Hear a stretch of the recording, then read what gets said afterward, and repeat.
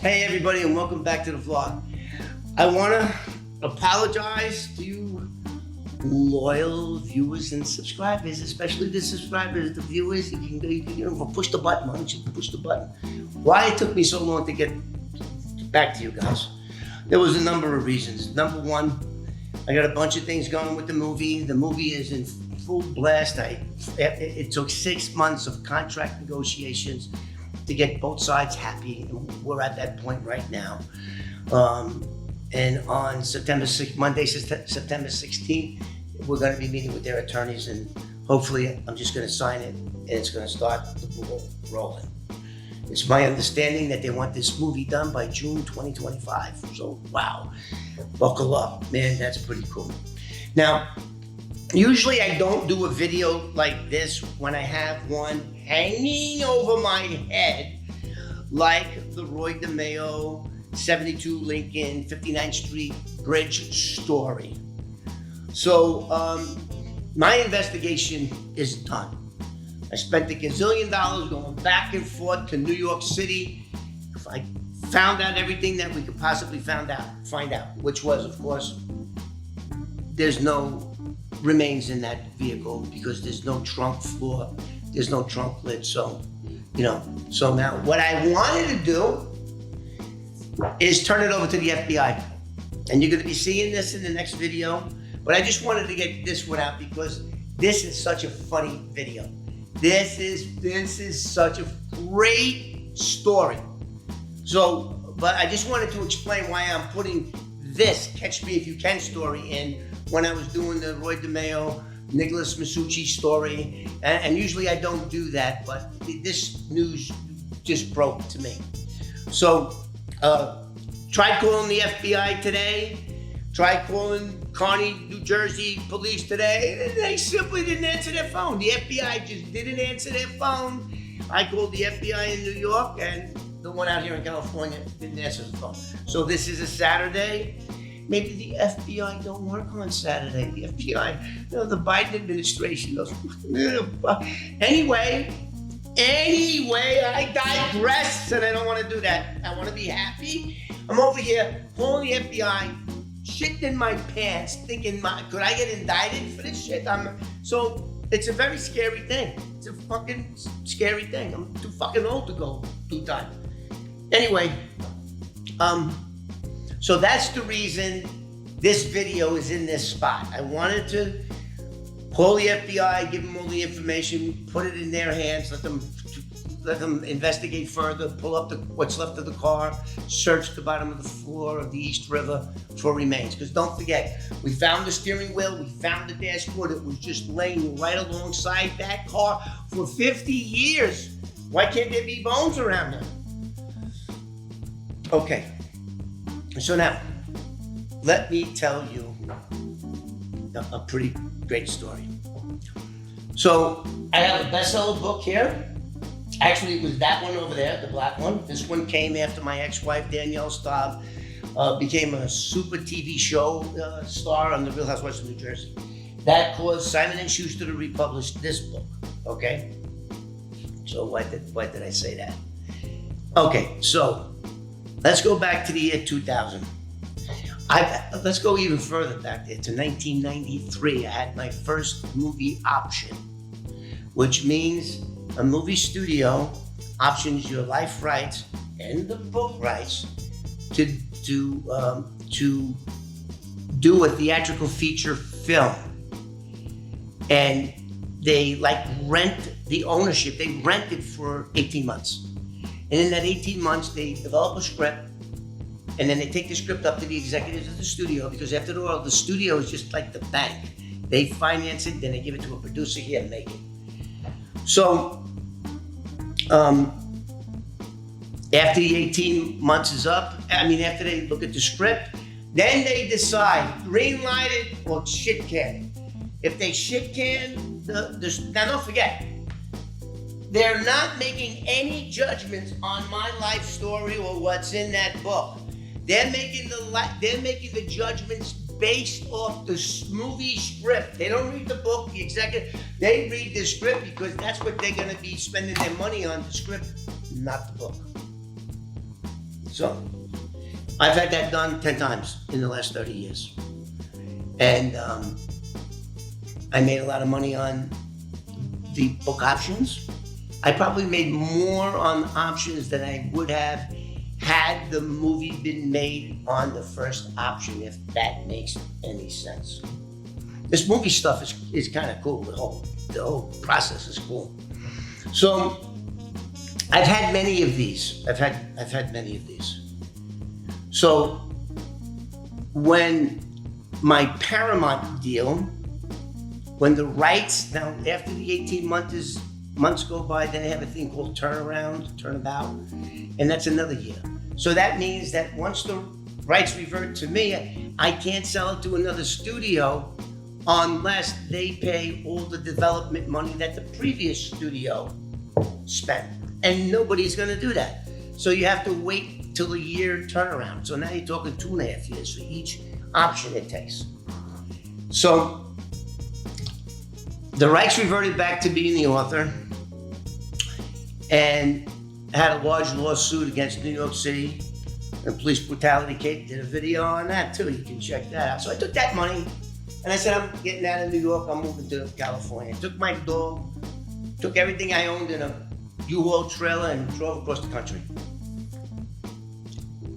And my plan was go to where all the producers, the screenwriters go and hang out in LA. Like in New York, that place would have been the famous bar, Elaine's on 88th Street and 2nd Avenue. So I know they had a lot of them here in Hollywood, and that's what I decided to do. And bang, I was successful. So now this story is gonna include the dates, the people who were in the meeting, so that there's not going to ever be any confusion about that piece of shit book, Catch Me If You Can, which was published in 1980, and it was purchased, the rights were purchased by Steven Spielberg, and he owned it for some 22 years before he made the movie. So sometimes the movie making process is pretty long, but mine's been 30 years, 31 years actually. So, I get out here, I meet a producer by the name of Larry Block. Now, Larry got contacted by Terrence Chang and John Woo. This is 2001. And they said, we want to do a meeting with you because you're representing me. Larry Block's got the option, which means he's got the option for 18 months. He can peddle it and go to meetings and try to sell it to a studio. And that's what he was doing. And so, and I'm only doing this because of what just recently happened about, what is that guy's name? Frank Abagnale.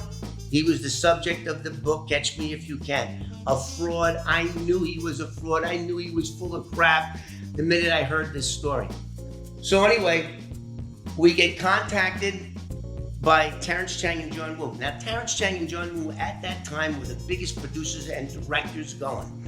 John Woo directed the movie Private Ryan and Face Off with John Travolta, two huge movies in the late 90s. So he was big. Terrence Chang was under contract with MGM in Santa Monica, and he was given $2 million a year to develop scripts for MGM. That's what his job was. Hell, they even gave him an office in MGM. And that's where this meeting took place.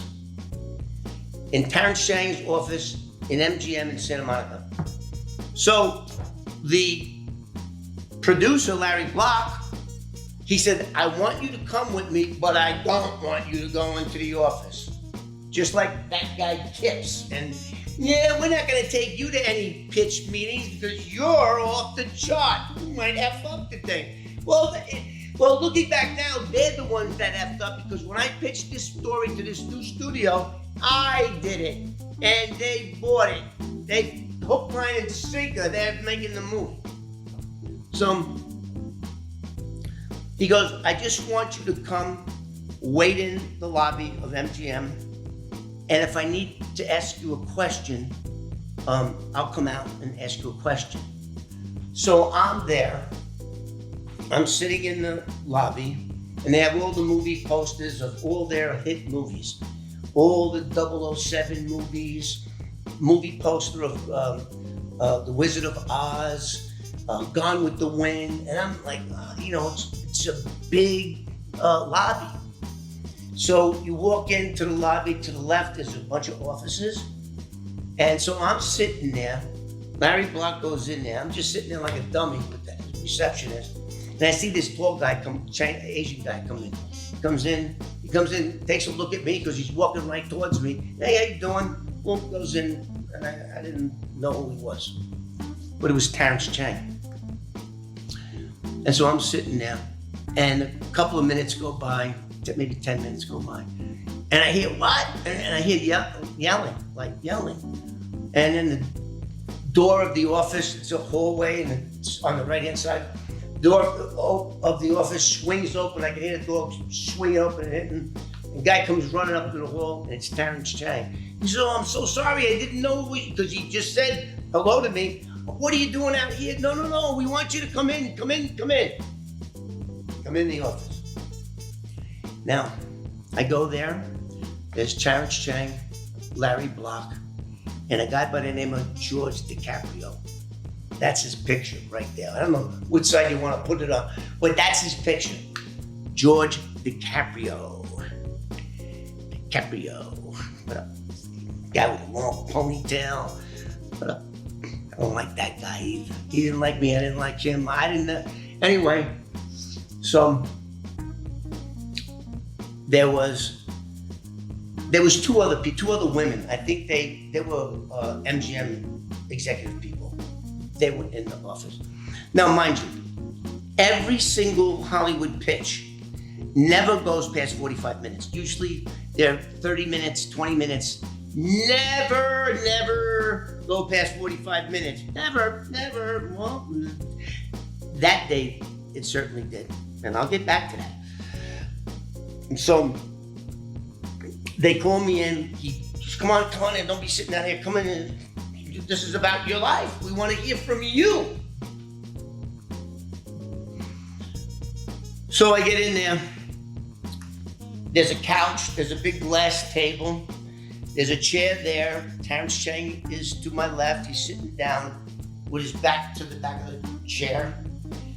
Leonardo DiCaprio's dad, who is now his manager. Leonardo DiCaprio did a stupid-ass movie that had to do with some beach in the Philippines, and he got stung by some kind of fish, and that movie flopped. And the movies that he did before was Titanic. He was a $20 million a picture actor at this point. He's like the biggest thing.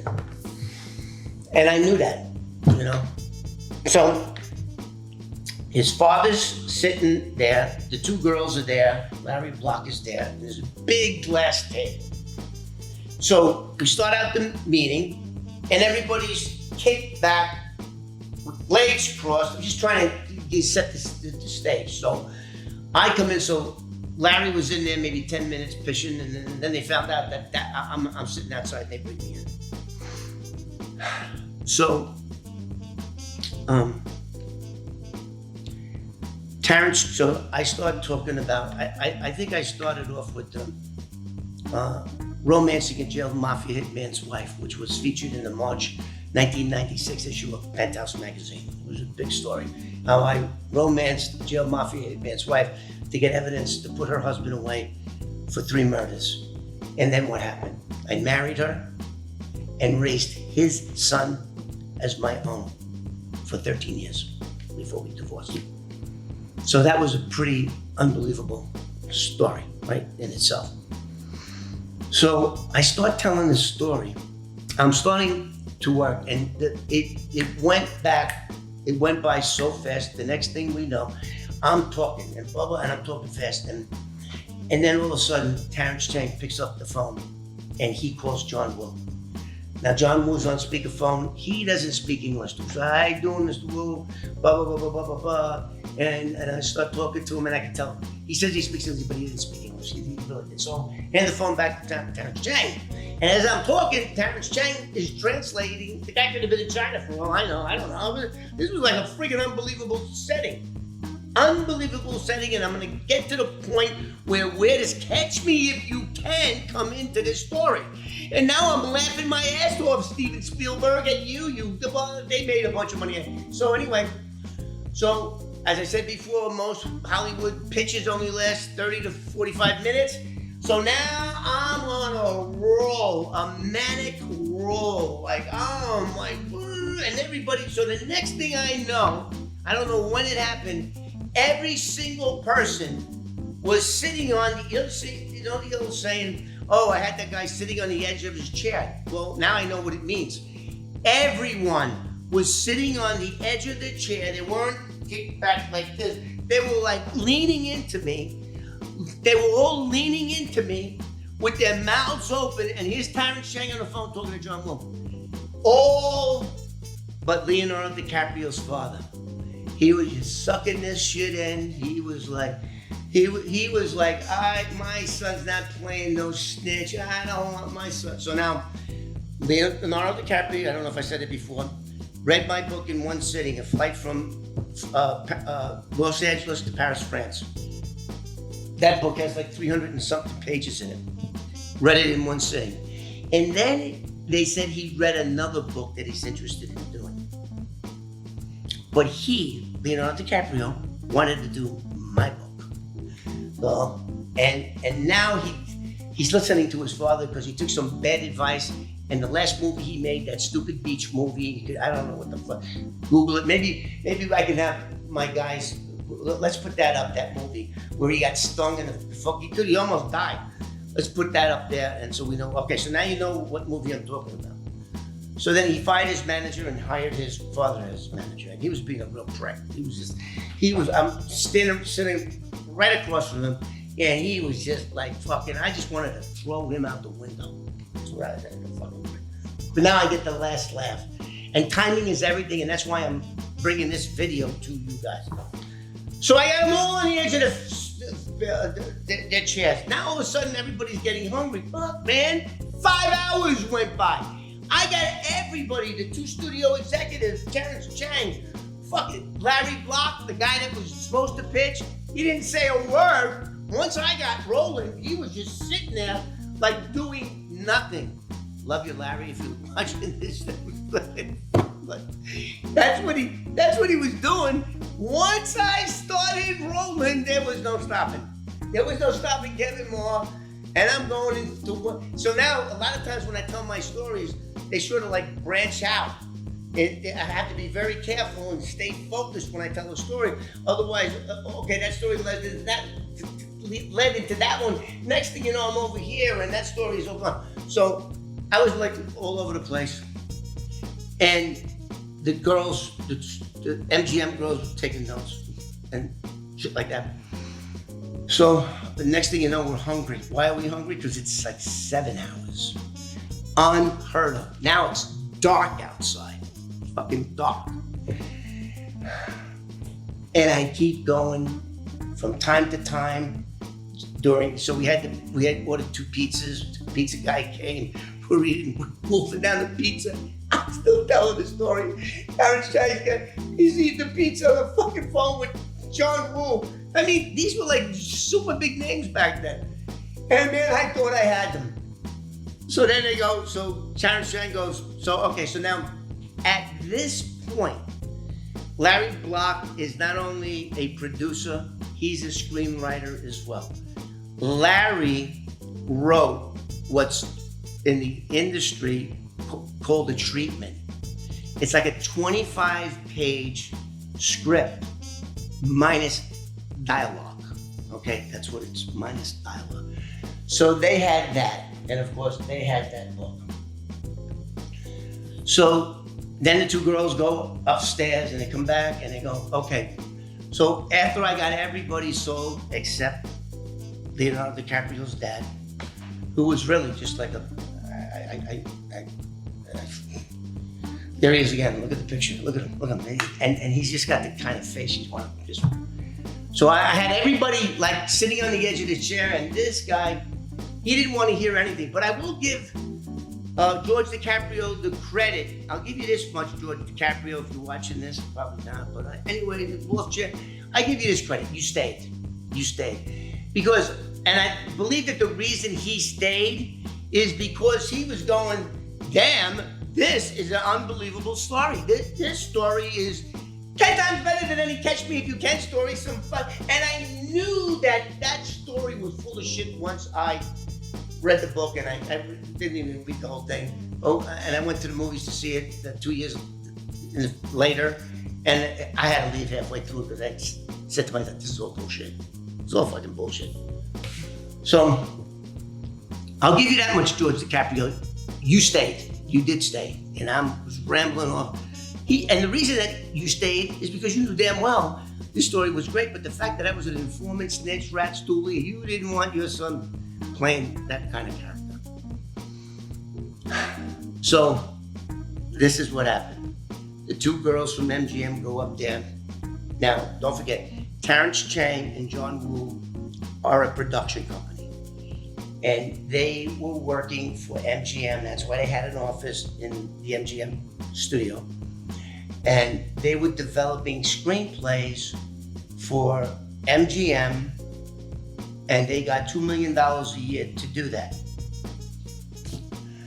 And so we just had a treatment, and of course we had a book. So George DiCaprio goes, okay, if my son still wants to do this after I tell him about the meeting, I'm not, the executives come down and they go, you know what, we're not doing books to movies no more, but if you attach talent to this book, we'll green light it, because they know that guy, George DiCaprio, isn't only Leonardo DiCaprio's manager, he is also his father, okay? So they go down and they go, if you attach talent to this project, we'll green light it now. We'll want to make this movie now. George DiCaprio goes, I'm not going to commit my son to a book or a 25-page treatment. Bring me an approved script from MGM and we'll do it. So MGM says, oh no, we're not going to do that. We want him. It went back and forth. Didn't get made. So let's talk about what did get made.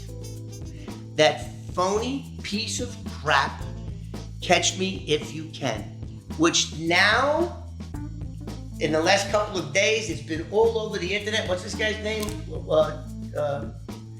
This YouTuber by the name of Pretend Podcast, right? He broke the story. He went, what's this guy's name? The Frank Applegate? What's his name? Javier Leiva. That's the guy's name.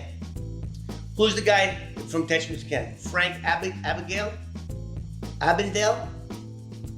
Frank Abagnale. Phony. Fraud. This guy pulled his cover because this guy went and found out that all the stories that this guy Frank claims to be true, and when they happened, he was in prison. So his whole thing went down. He's a fraud. So what do you think of that, George DiCaprio? You had your son do a movie on a bunch of lies. None of it was true. They say only 10% was true. And all the good parts were all made up. So I just wanted to do this video because not only did I just recently, and we're going to put this YouTuber's YouTube stuff up. Can we do that, Mr. Editor? Put it up, give him a plug for a job well done. This guy went to Las Vegas where Frank was doing speaking engagements, making a whole bunch of money, and he confronted him just as he came out. So check out that video. So he's a complete fraud. And so, but let me tell you, I give kudos to this guy, Frank Abagnale. I whatever his name is, I'm bad with names. I give kudos to him because he's supposed to be the greatest con man. And boy, is he. He conned Steven Spielberg bought the rights to that book in 1980, and 22 years later, he made that movie starring Tom Hanks, Leonardo DiCaprio. He conned them. Every single studio that optioned my book had fact checkers go out and check everything in there. The publishers, the first one had an attorney law firm that checked everything in there. Even though my book had already been published for 15 years, when Simon & Schuster republished it, they did the same thing. Who the hell published that first book and didn't do their due diligence? I don't know, but all I know is I'm laughing at you, George DiCaprio, because guess what? They are making a movie about me. And it ain't gonna, and your boy Leonardo DiCaprio ain't gonna be in it, because they have to have somebody, I think, that looks between 17 and 25 to pay Kevin Marr at that age. Anyway, I thought that was a really interesting story. You might not think so. Nobody meant this video may bomb, I don't know. But it was certainly a video that I totally enjoyed doing, God damn it, and that's all that matters. Like, push the button, subscribe, and do what you know you should do. Because after all, we all know he's looking, and it's not nice not to push the button. It doesn't cost you nothing. I'll see you on the next one.